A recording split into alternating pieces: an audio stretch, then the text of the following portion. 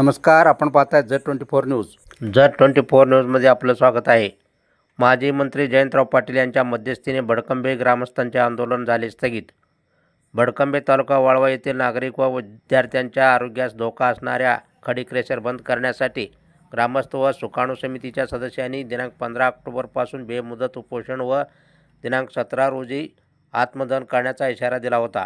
आज दुपारी माजी मंत्री माननीय जयंतराव पाटील यांनी उपोषणस्थळी भेट देऊन आंदोलनकर्त्यांची चर्चा केली.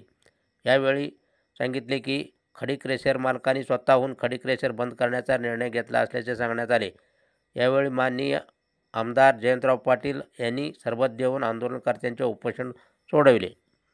नाराज नाही, सगळी साहेबांच्या निर्णयावर खुश आहे. तहसीलदार साहेब, काल आम्ही तुम्हाला त्रास दिला. गावाच्या वतीने माफी मागू. अशी तर माफी आहे, त्यांची काम आहे, आपलं काम करायचे.